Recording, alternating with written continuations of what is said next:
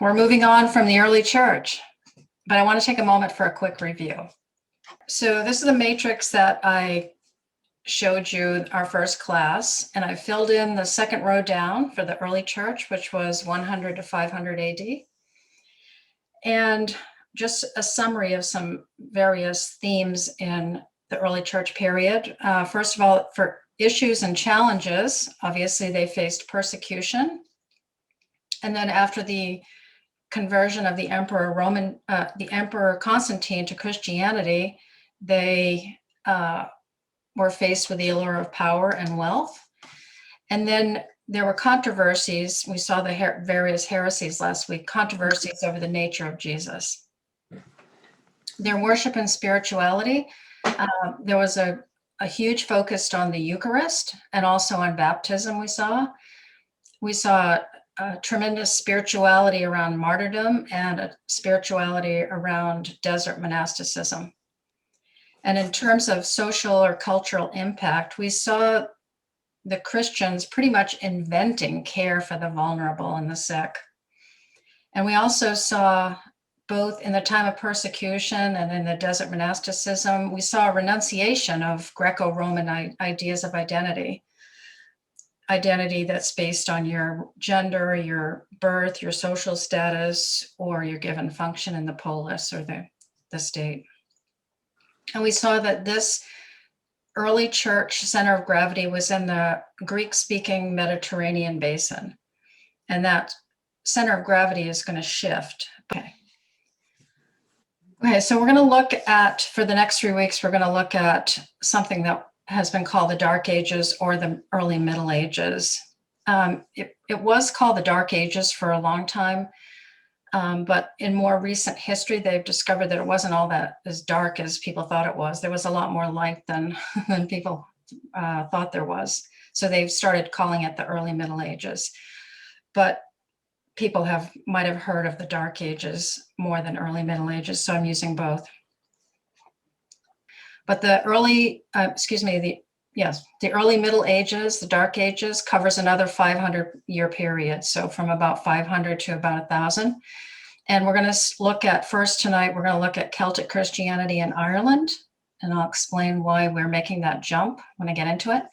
And then next week, we're going to look at the recovery and rise of Roman Christianity after the Roman Empire falls. So after the barbarian invaders crush the Roman Empire in the West, the church kind of falls apart too, but they rise from the ashes. We're going to talk about how that happened. And then in the last week of this time period, we're going to look at Christianization. So all of these tribal societies that were reached with mission and converted, how did they become Christianized? And we'll look at worship and church life some more, and start to look at the development of the church year and also the 7 sacraments. And I also gave you another timeline. This one goes for this 500-year period. We're going to talk a lot about a guy named Gregory the Great. And you'll also see here in the early 600s was the start of the religion of Islam. We're not going to talk about this during the next 3 weeks, but when we get to the Crusades, I'll go back and sort of give you a history of the interaction between Christianity and Islam.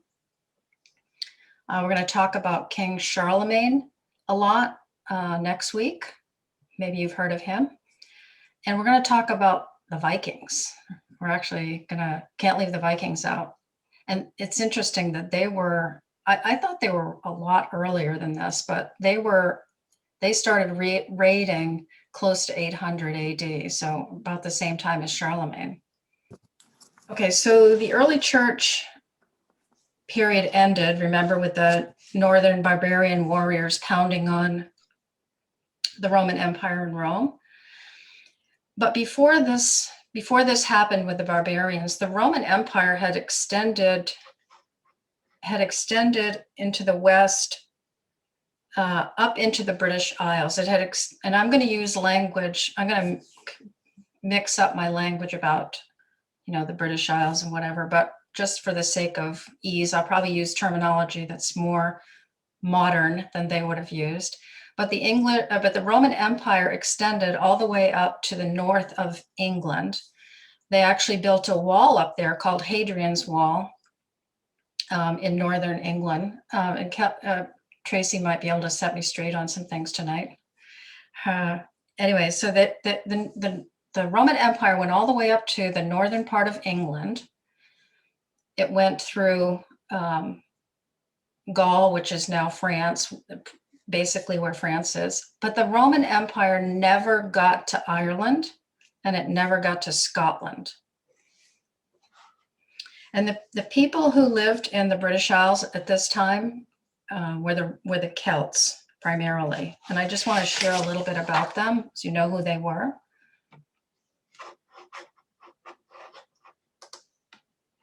Okay. So originally the Celts were a tribe that originated in Central Europe around 1000 BC, which is around the time of King David in Hebrew history. So about 1000 BC. And by 300 BC, they'd spread across much of Europe. They were called the Galatians by the Greeks, and they were called the Gauls by the Romans. And the Celts, there were some Celts who defeated Greeks and settled down in a part of Asia Minor that became known as Galatia. And it's possible that some of the converts that Paul was addressing in his letter to the Galatians were descendants of the Celts. Now, on the other side, Rome spent a lot of time and money trying to repel their incessant attacks from Gaul, which is on this map, it says France, but that's basically the area where Gaul was.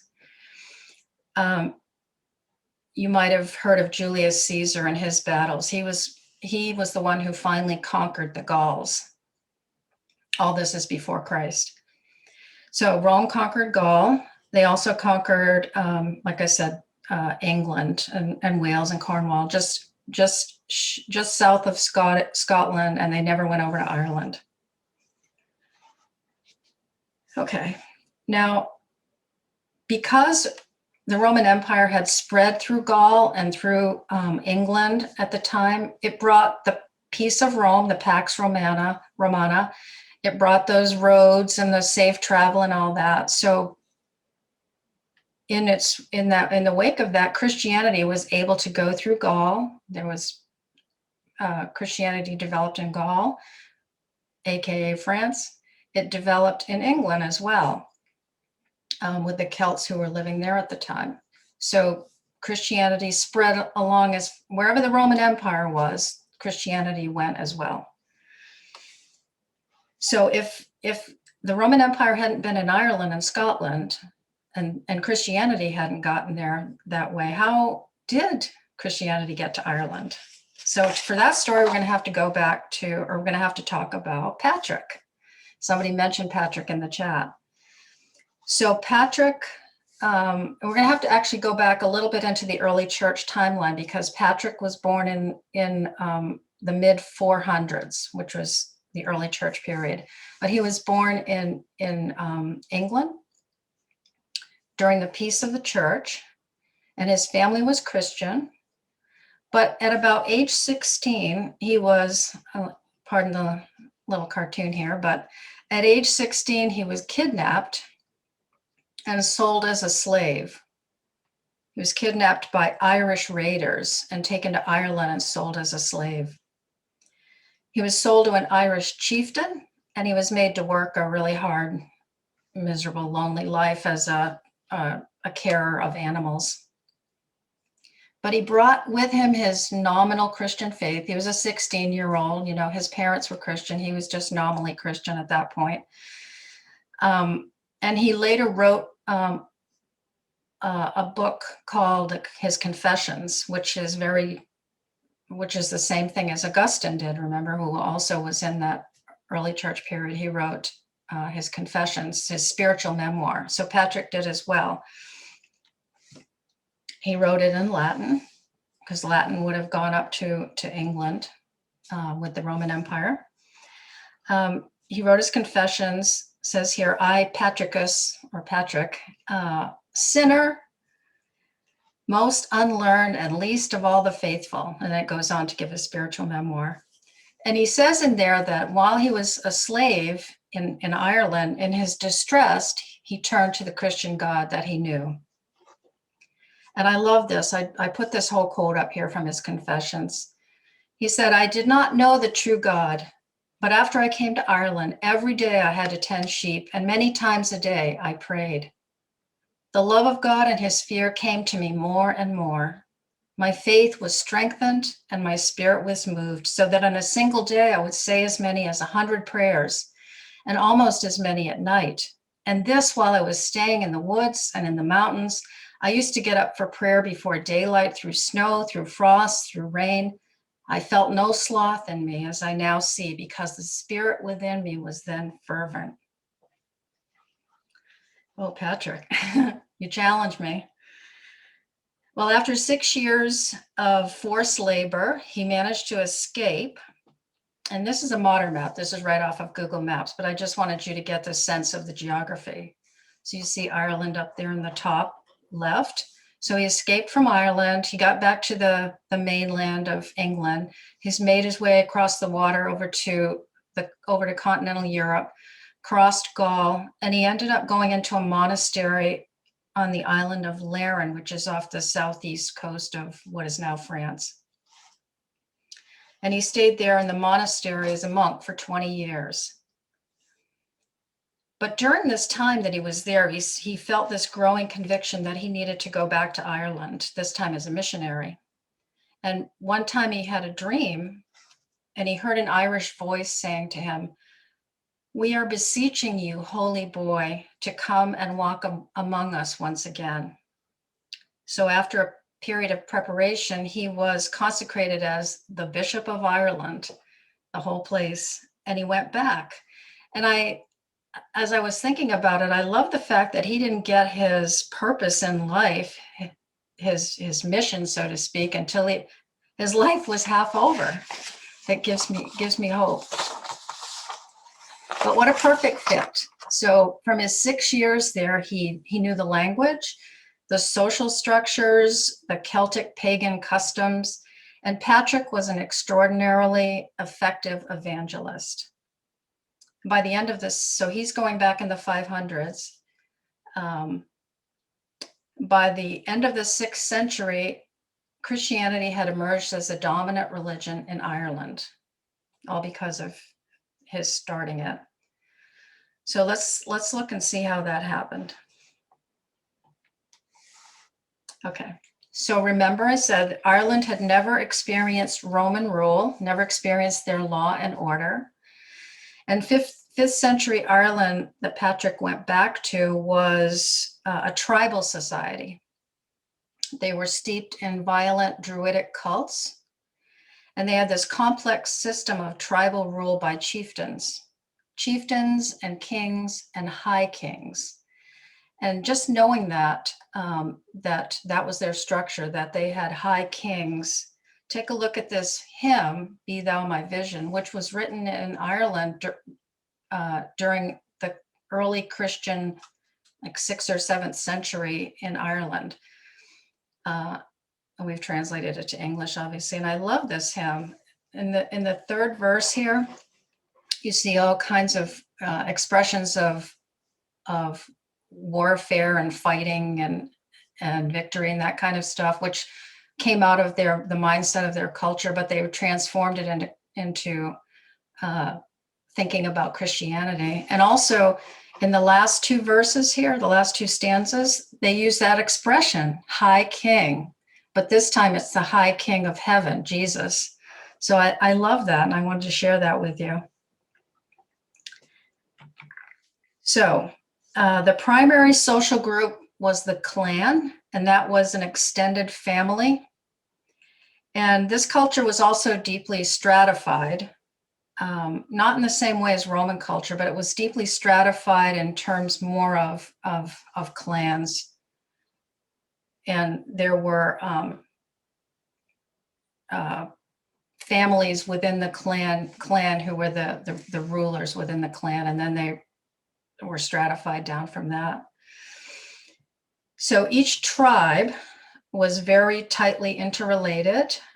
They claimed a common ancestry and common belonging around a particular place and a particular chunk of land. So place and land was very important to them.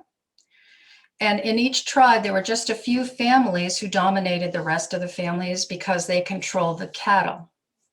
And this was like a cattle culture. And these few families that owned the cattle, they would lend them out to their inferiors, who were known as their base clients. And the base clients owed them in return. They were obligated to feed their overlords and their kings and be ready to take up weapons and go to battle if the overlord demanded it. So this society was really held together with an intricate web of mutual obligations. It was created by an exchange of gifts. We let you use our cattle, you give us food and take up arms for us. And this culture of gift exchange and reciprocity and obligation impacted the way Christianity was implanted and the way Christianity looked. So Patrick's mission strategy was aimed at winning over the local ruler.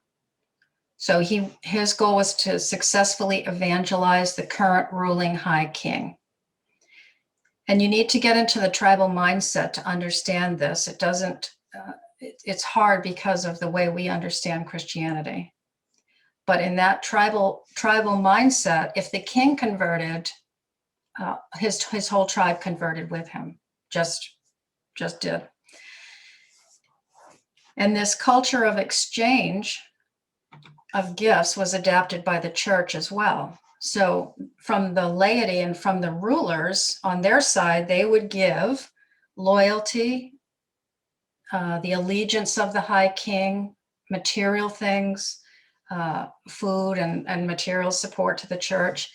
And on the church's side, they would give the gifts of Christian blessing, baptism, regular reading of the Gospels and the Psalms, church services, prayers at the end of life, burial in the Christian cemetery where everyone was awaiting the resurrection on the last day. The resurrection, waiting for the resurrection was a big thing for this Christian culture. So later in medieval Europe, the laity, or the people who were not part of the clergy, the laity would see themselves as subjects of the church. But here the relationship was understood as a system of reciprocity and entitlements as opposed to subject. Okay, I want to say a few words about Irish monasticism.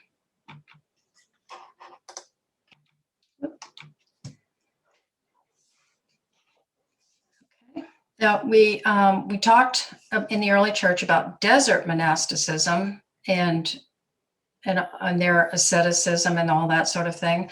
The Irish monasticism was actually can actually trace its origin back to the Egyptian desert through people who brought it and the teachings of it from there.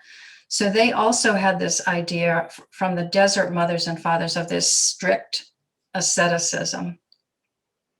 And there were lots of hermits in Irish monasticism, and they practiced a very severe asceticism. One of the things, so they weren't near the desert, they couldn't do the desert thing, but they were near the wild and crazy, windswept ocean. So that was their harsh environment. And a lot of these hermits would build these huts out of stone that looked like beehives on these remote islands and just, live out there halfway exposed to the elements of the ocean. So there were, lots of isolated hermit kind of monks. But there was also communal monasticism, and this was actually huge in Irish Christianity. They didn't have the hierarchy and structure that the church in Rome had, that we'd already talked about. They didn't have that. They actually had this concept of a monastery where you would have at the center, you'd have a church, and you'd have different houses for the nuns and the monks. And people would gather around in a circle and set up their homes, single people, with men and women, married couples, and they'd all kind of live like this in this monastery environment. They couldn't go into there's sort of like, holy of holy places where only the monks and nuns could go, but they lived under the rule of the abbot or the head of the monastery. They submitted themselves to his rules in place of submitting themselves to an overlord. So in Ireland at this time was very rural. There were no cities, and these little villages start to form around the monasteries. And this looks more like a village than a monastery. But these were popular, and the culture of the people really became very embraced within monasticism, all of it. Okay, so we have a decentralized church organization with monasteries at its heart, and not a church hierarchy and structure. So you've got these monasteries, and they're loosely arranged around tribal divisions. And this is going to continue for a couple of centuries, this paradigm, through the 6th and 7th centuries, until the Roman Catholic structure and hierarchy was imposed. We'll talk about that next week. So we looked a couple weeks ago at the severe asceticism of the desert fathers and mothers. And in this Irish monasticism, in some ways, it was even more severe, especially in one aspect, the idea of penance or voluntary self-punishment for wrongdoing. So confession and penance weren't imposed on the population as a whole at this time, like it would be later on in Roman Catholicism. In this time, penance was the business or the concern of some like a subset of the monks who are really seriously dedicated, and they thought of this as being themselves as being the people of penance. So they were taking on like a penitential role for all of society. They were expected to have a soul friend who would be who they would confess to, and that soul friend would be expected to intercede for them in prayer. They actually wrote books called penitentials, and in these penitentials, it was described in detail in many different things that you could do that were wrong, and what the penance should be. So, for just one example, so if you came to your soul friend and confessed that you wanted to hit somebody, in the book it would say, okay, 40 days on bread and water. That was all you would eat. If you confessed that you actually hit somebody and drew blood, then according to the penitential, your penance was bread and water for 3 years. So they had a very extreme asceticism around food and drink. And they really thought of themselves as doing spiritual warfare. Very severe, but again, they understand themselves as doing spiritual warfare and doing this on behalf of their world, their society. So another thing that was characteristic of their spirituality, so they had a great connection to the land, and their tribal land, especially their home. This is our land. This is our tribal land, and we just are so connected to it. And that showed up in their spirituality, and I saw that in the chat a little bit, that they had a love and reverence for nature and the land and God's creation. So that aspect of their culture showed up in their spirituality. But there was this other fascinating and unique aspect of their spirituality that involved wandering away from home, away from your tribal land, sort of like a pilgrimage, but different in the sense that you weren't headed anywhere specific. The word for this type of wandering was peregrinatio, and often it was by sea. So Ireland is an island, so they're surrounded by sea. And this afforded a unique way for them to practice this like ocean asceticism. So this is how it works. So the call was to cast yourself upon the mystery of God, which was symbolized by this uncontrolled and unpredictable sea and wind. And in doing this, they were countering one of their deepest cultural instincts, which I've just mentioned. They had their attachment to their home turf, to their tribal and clan land. So they're countering that incredibly ingrained part of their mind, and they're self-imposing on themselves an exile.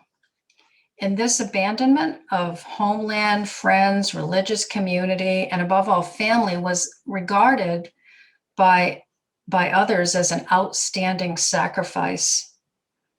In fact, like a martyrdom.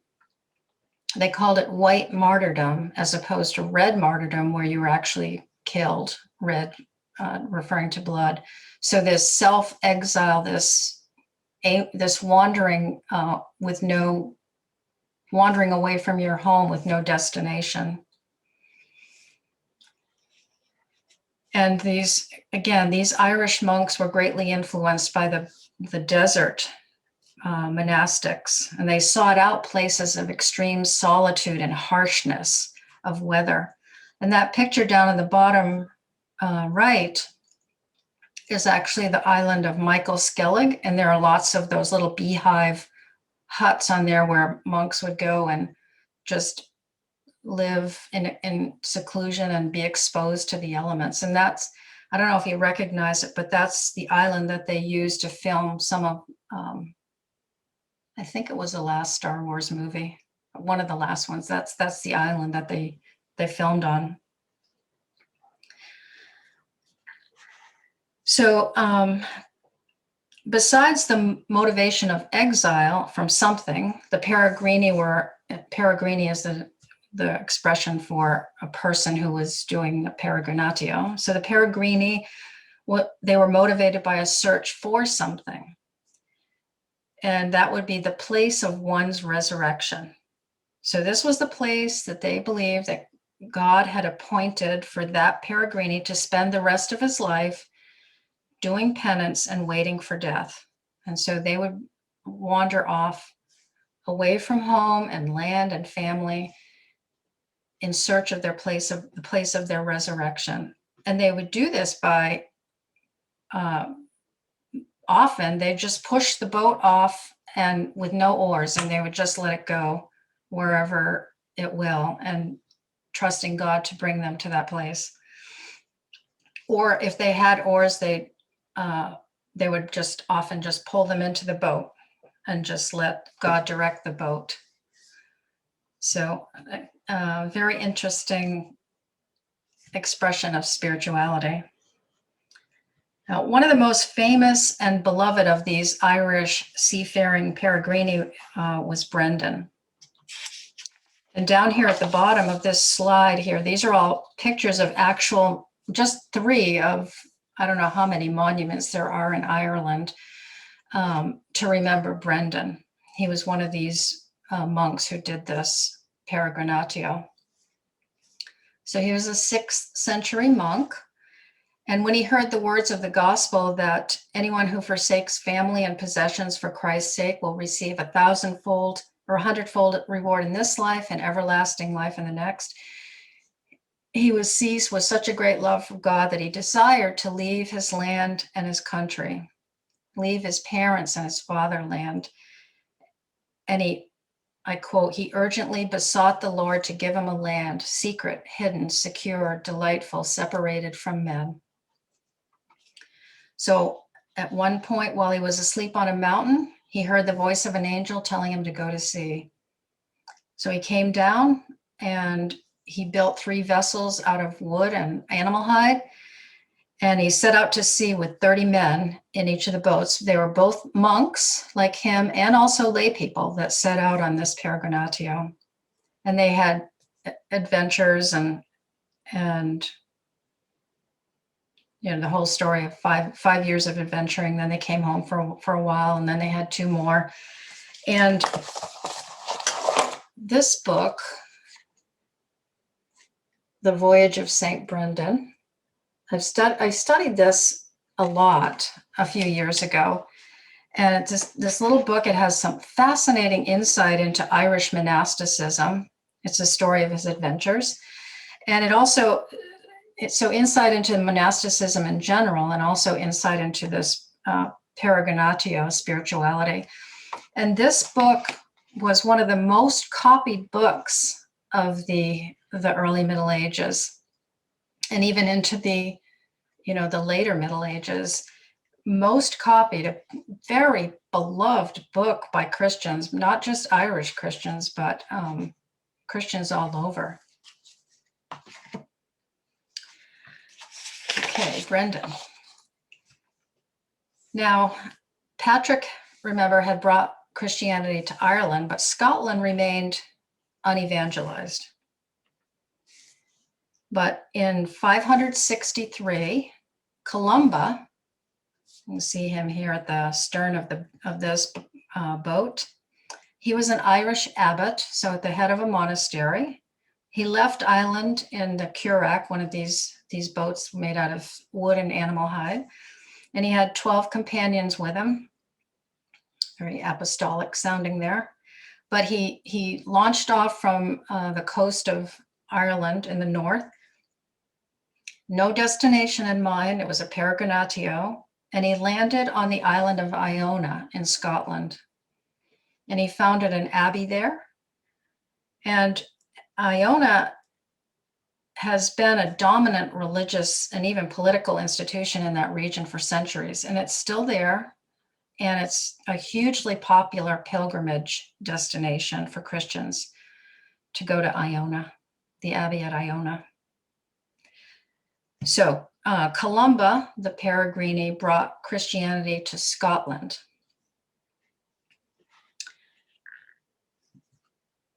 Now, Peregrini from Ireland wandered over to the mainland. They weren't just on the water, they also wandered over to the mainland. They also went to France. They wandered to France. They wandered to Switzerland, northern Italy. Some of them even wandered as far as Russia. So it's the same peregrinatio, except that it's on land instead of sea.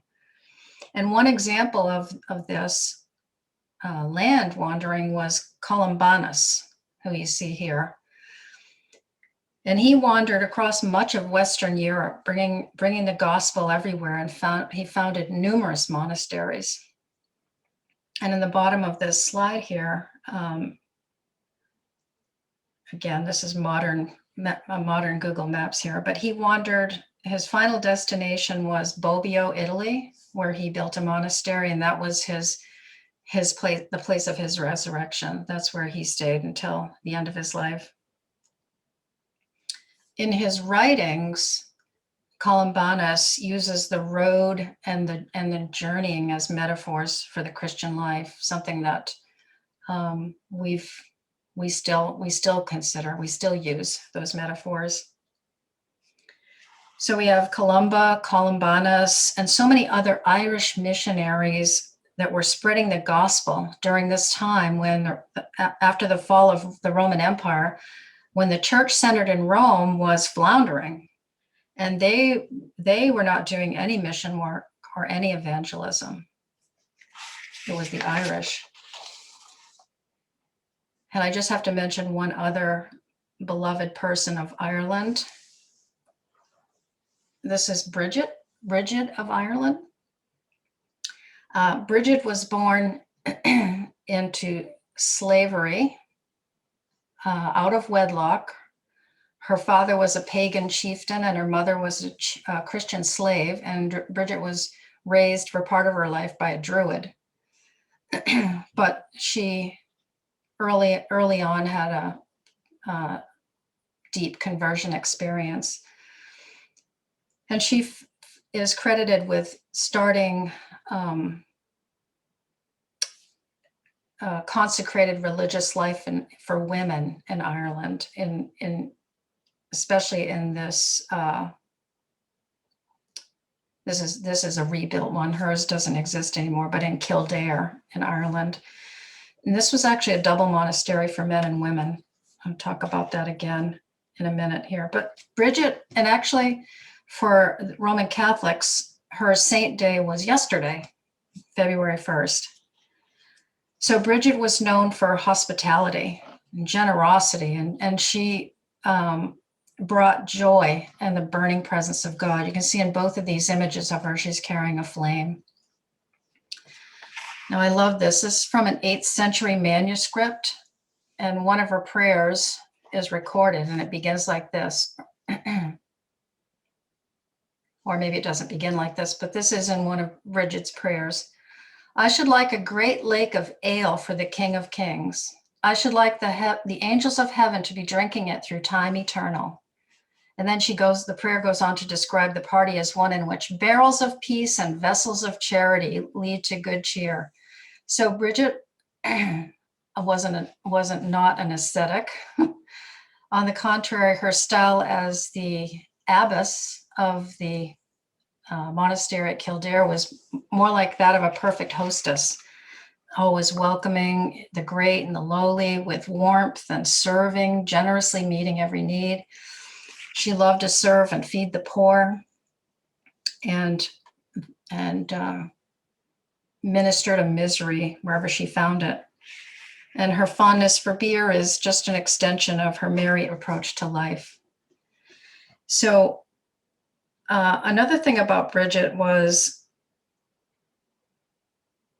when she was being consecrated as a nun for the first time and taking the veil, as they call it, to be a nun, the bishop was reading over her the words of consecration. And as the story goes, he was overcome by God's presence, and he read, instead of the consecration for a nun, he read the consecration for the service of the ordination of a bishop, and giving Bridget apostolic authority as a bishop. And she's said to have directed one of the few known double monasteries in Ireland, overseeing both men and women.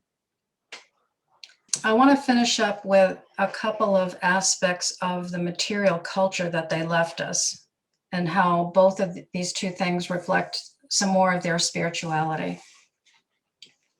And the first of these is the high cross. So the cross was always at the heart of the religious understanding of Celtic Christianity. And these crosses still are all over the landscape in Ireland. There are, I think, more than 60 of these that remain pretty much intact still, all these hundreds and hundreds of years later. So it was common for every church to have a cross near it. And this one here is the high cross at Monaster Boyce. And it has on it these intricately carved panels and scenes from the Old and New Testament. It also has a carving of Anthony of the Desert eating bread with St. Paul. They didn't live at the same time, but that's an interesting image.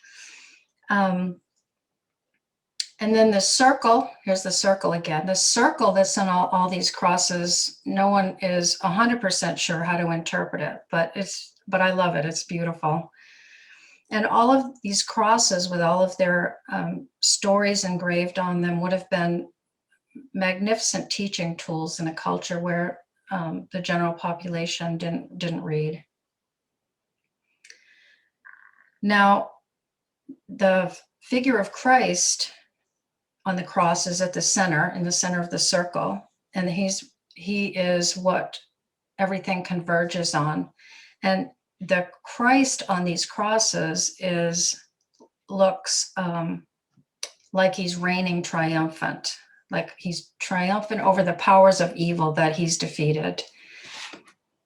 And this is a little close up on one of the crosses, and you can see Jesus in the center, but he's not like he's pictured later in the Middle Ages, where he's long hair and sort of drooping, and just a little bit more sentimental than these Christs on these high crosses. He is here. He's the showing heroic suffering. So Christ as hero. And this would be going along with their tradition of the heroic in their tribal society, and all their Celtic legends of the importance of mighty heroes. So Jesus is like the hero that doesn't flinch from the ordeal. He doesn't flinch from this personal destruction in order to save his people. And I wanted to mention one other thing. So this is another image that goes along with a poem that was written in the 700s, so the same time period. It's called The Dream of the Rood, and it's a poem in which the narrator is having a dream, and in the dream, he's talking to the cross that Jesus was crucified on. Sounds strange, but he's talking to the cross, and the cross is describing Jesus to the narrator. And he says, this is what he says about Jesus. Then the young hero who was God Almighty, got ready, resolute and strong in heart. He climbed onto the lofty gallows tree, behold, in the sight of many watching men, when he intended to redeem mankind. So very Jesus as hero, Jesus as high king.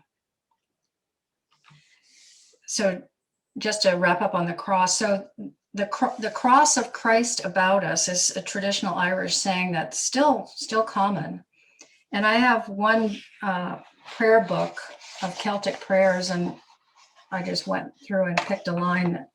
One of the lines from one of the prayers says, "I'm placing my soul and my body under thy guarding this night, O Christ. May thy cross this night be shielding me." And this up here is from another prayer. Thou Christ of the cross, thou Christ of the tree, thou Christ of the cross. And then lastly, I want to mention another aspect from the material culture left from Celtic Christianity. These absolutely beautiful illuminated manuscripts. So they were text, but they were illustrated around the edges. So this is a close-up from the Book of Kells.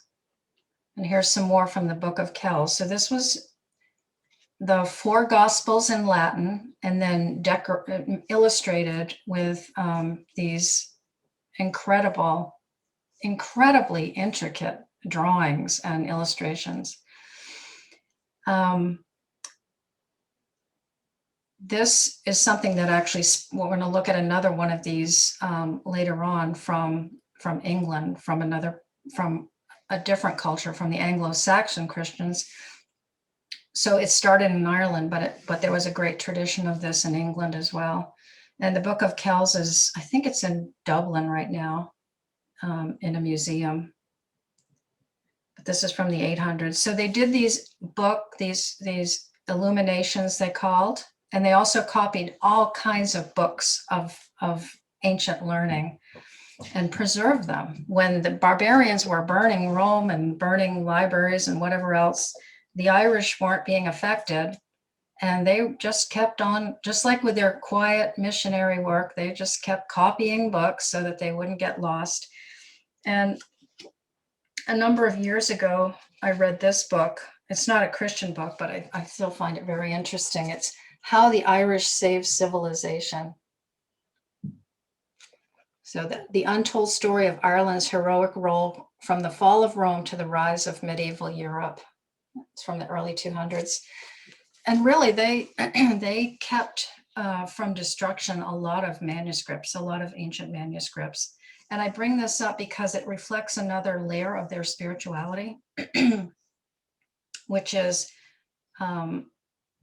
their great focus on literacy and learning.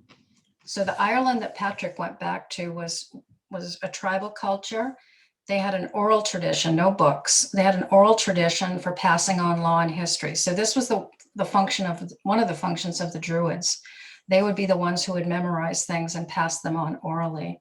And kings would go to them for advice because they were the ones who were like the walking books of law and history. But as Christianity came in, they really brought a focus on teaching people how to read. And with more people learning how to read, the Druids started to become marginalized in that respect.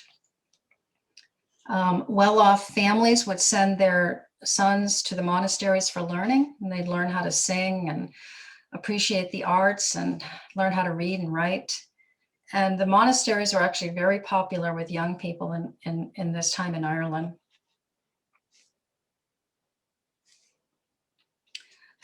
So while continental Europe was being overrun by Germanic warriors, the Irish just kept learning, and they kept culture alive and copying books.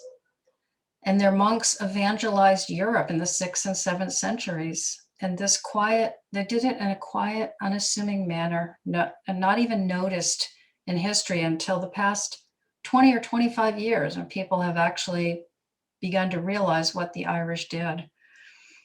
And one of the common images of Patrick, besides the clover leaf, him holding the clover leaf, another common image of him is Patrick with a book.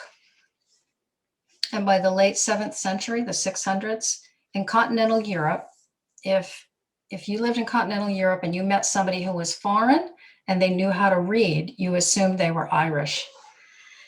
And they called Ireland back then the land of saints and scholars. So just in conclusion, I just want to say that reassure you, I guess, that Celtic Christianity was much like the faith of the church elsewhere, everywhere. They had faith in the person and work of Jesus Christ, their belief and understanding and faith in God the Creator, in the Trinity. It was all their doctrine was all recognizable. Their local traditions and their expressions of their faith and their spirituality were distinctive, and they flowed out of their particular Celtic tribal culture. So I want to review that, and then I'll give you a poll to wrap up. So again, Celtic Christianity, it was recognizable as the faith of the church everywhere, the person and work of Jesus, God the Creator, Trinity, etc. But differences in customs and expressions of faith, and I bulleted them here. So monasteries are central, not hierarchical church structures. There's this religious culture of exchange of gifts, where the laity and the high king give gifts and the church gives gifts in return. They have a spirituality of harsh asceticism and penance by some monks. They had a great closeness to and reverence for the land and creation. Wandering, they had a spirituality of wandering from home and tribal land as a spiritual sacrifice. They also had a wandering that had a missionary impulse to it. They understood Jesus as hero and high king, the high value on literacy and learning. And this one I didn't bring up, but they had a different idea of when Easter should be celebrated than the Roman Church. And that's actually going to come up, how that's going to be resolved next week. But think about this. So as the church in Rome is beginning to recover, after the fall of the Roman Empire, the church in Rome is beginning to recover. And they start to send missionaries out, send them to the north to evangelize the Germanic tribes, including in England. They go to England. And so you got the missionaries from Ireland coming down England, sort of in a southerly direction, and the Roman missionaries coming north, and they kind of meet in the middle and clash. And next week we're going to look at the recovery of Roman Christianity, and including, but this is just a small piece of it, but we're going to look at this clash with the Celtic Church and how it was resolved.